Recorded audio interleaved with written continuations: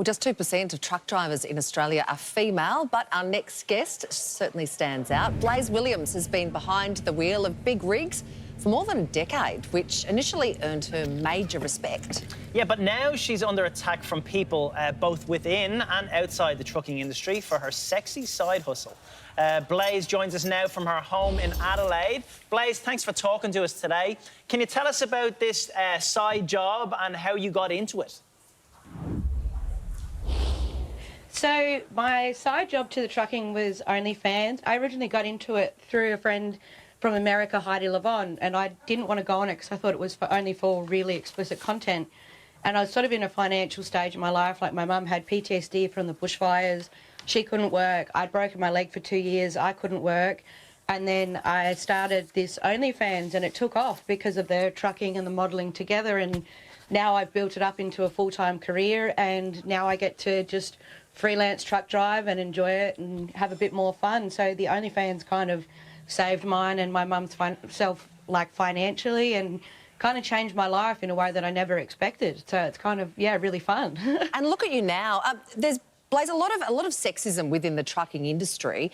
So you having this side hustle of an OnlyFans account, what sort of things have people said to you? What sort of comments have you received from other people within the industry? Oh gosh, so there's a lot of support as well. Like, I won't knock that. There is a lot of support, but there is still a lot of, like, oldies and even young people that are a stickler for, you know, you shouldn't be nude or you shouldn't be provocative or things like that. But I'm a big one for, like, you know, loving yourself, and everyone should, you know, we're growing in an age now where we're a bit more out there.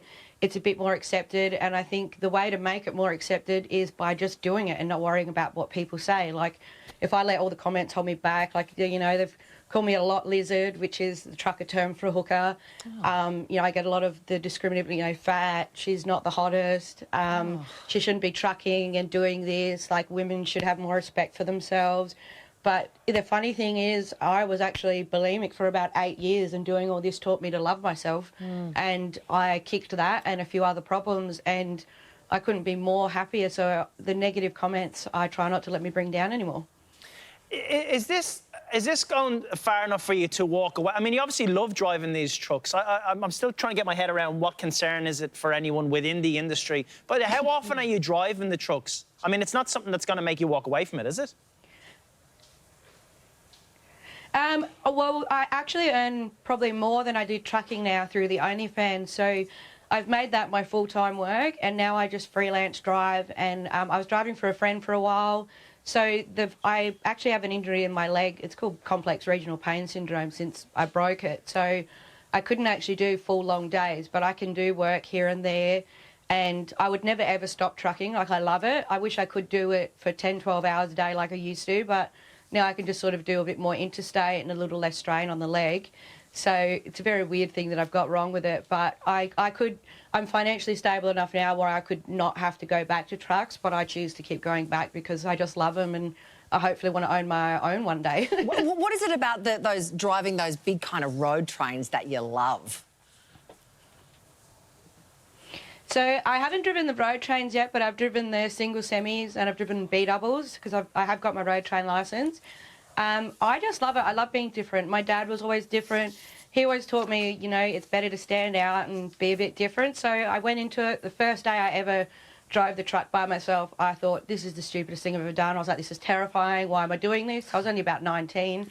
And, yeah, and then once I got the hang of it, I've just had a ball. Like, I've made so many friends. You can be in the cab and you can be by yourself if you want to. There's a bit more freedom. I never fit into an office job. I never fit into customer service.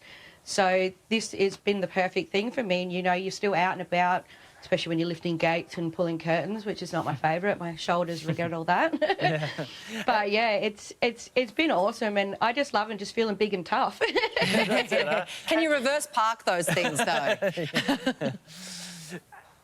Yeah, so I did about 7 years of local work, so I can reverse them pretty well anywhere. Yeah, of course you can. Yeah. Blayze, you mentioned your father there. I hope you don't mind me asking about him.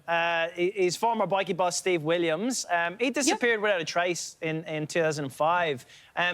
Where's that investigation at? Is the assumption that he was murdered? Yeah, so I actually have a couple of... I thought I'd bring like my first newspaper article and a photo that kind of has a bit of a funny story behind it for it. So it wasn't until 15 years that I found out the full story. So he definitely is murdered, and it was by a rival gang. Obviously, we can't say who because I don't want to end up in the same situation.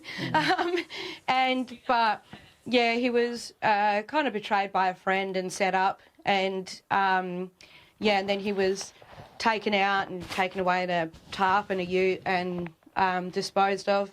Somebody did see what happened when he was being disposed of, but they got scared and wrote through the number plate that they wrote down away. So I kind of hope, maybe one day they'll come forwards. This photo here I kind of wanted to bring up a bit. I was 13 and he wanted me to wash my hair after sports day, and I wouldn't do it. And he goes, "You'll regret it." And now I do, because every article of Dad's, this is the main photo that they use with my bright yellow hair. So at least it brings a bit of a giggle to something sad. Yeah, and what a beautiful photo of you and your dad together. You're, Blaise, very close to your dad. Do you think he'd be backing you and proud of what you're doing and taking a stand and not letting the haters get you down? Yeah, well, even with him out in here, I find, like, just people, if they figure out who I am, sometimes that offers protection. Even if I don't want it, they just, people have that feeling. If he was here, I don't know if I'd be allowed to do the OnlyFans, but he would be proud that the level, like, between horses, pageants, trucking, my social career, I've aimed for the top and I've managed to reach there, and he was all about that. Like, as me and him were in the newspapers together before he went missing, and then I was in the newspapers from 13 to now, still with him. And then I've built my own name as well. So some people try and say I'm feeding off his story, but I try and let his story feed off of mine, because why would I build such a big social platform and not promote my dad's cold case when, we're so close to having the remains to bury? So all I can do is keep pushing and hoping that one day someone will come forward and I can finish that, that chapter of my life. Yeah. Oh, that's it. He's most definitely proud of all those accomplishments on the walls there. The trophy cabinet. That is a pool room and a half. Yeah. Blaise. That's incredible. You won't be shy of things to do. And there's another whole room, and he used to love coming. He used to come to my horse shows. He had a bad leg, so he'd get up like the crack of dawn, come out and watch me ride. And even though he was in extreme pain all day, he would still come out and support me. And so he unfortunately didn't get to see this amount of prizes that I've got. A lot of these were after he went missing, because as you can tell, I probably dove my mental health into the horse riding. And but every time I win something, I think of him. And the heartbreaking thing for me is when I was a kid, I used to ring him straight away after telling him after what I've done, and I don't have that person to ring now, so I find myself sitting with my trophies or forcing my friends to look at them. Yeah. Well, you're a fascinating person. We've enjoyed talking to you this morning. To find out more about Blaise's adventures, head to blaizewilliams.com or her Insta page, or OnlyFans for that matter. Blaise, thanks so much for talking to us today. Thank you, Blaise. Yeah. Thank you so much for having me. Have a great day. Now, coming up after the break, she impressed as a federal minister and also as Parliament's fashionista. Yeah.